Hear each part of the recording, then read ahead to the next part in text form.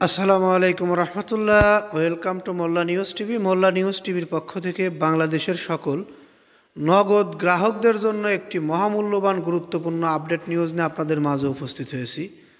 নগদের 41 পরিবেশক, 24,000 এজেন্ট ও 643 কর্মকর্তা বরখাস্ত। আমরা যারা নগদের গ্রাহক রয়েছি, আমাদের জন্য এখনকার এই নিউজটি কিন্তু খুবই গুরুত্বপূর্ণ। কারণ নগদ গ্রাহকদের অবশ্যই জেনে রাখা উচিত যে বাংলাদেশের যত নগদের এজেন্ট রয়েছে তার মধ্যে 24,000 এজেন্ট বরখাস্ত করা হয়েছে।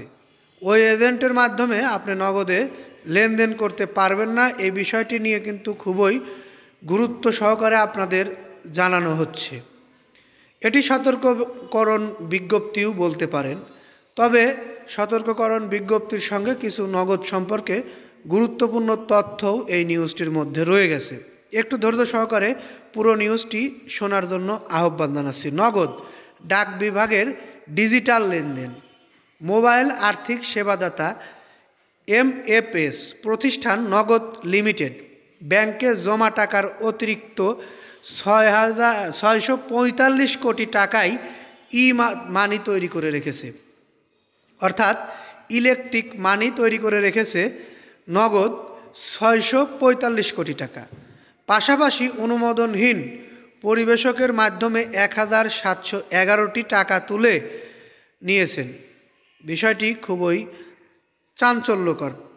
অনুমোদনহীন পরিবেশকের মাধ্যমে 11,711 কোটি টাকা তুলে নিয়েছেন।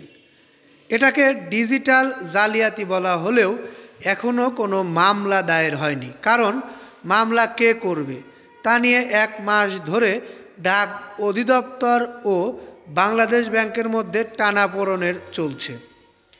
এ ঘটনা ইতিমধ্যে নগদ লিমিটেডের 41 পরিবেশক ও 24,097 এজেন্টকে বরখাস্ত করেছেন প্রতিষ্ঠানটির কেন্দ্রীয় ব্যাংকের নিযুক্ত প্রশাসক।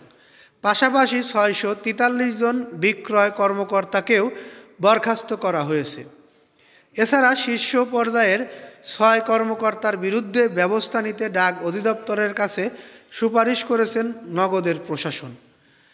নগদ আমাদের বাংলাদেশের একটি ডিজিটাল লেনদেনের মাধ্যম ছিল, এখনও আছে, কিন্তু এই নগদের এত জালিয়াতি এটা কিন্তু কেউ কল্পনাও করতে পারেনি। একটি প্রতিষ্ঠান যখন ইলেকট্রনিক টাকা লেনদেন করে তখন আসলে এই প্রতিষ্ঠানের প্রতি মানুষের আস্থা হারিয়ে যায়। যেমন হারিয়েছে বিভিন্ন ব্যাংক গ্রাহকদের আস্থা, নগদও কিন্তু আস্তে আস্তে বাংলাদেশ থেকে গ্রাহকের আস্থা হারিয়ে ফেলতে পারে। এখনও সময় আছে। অতি দ্রুত সরকার কর্তৃক একটি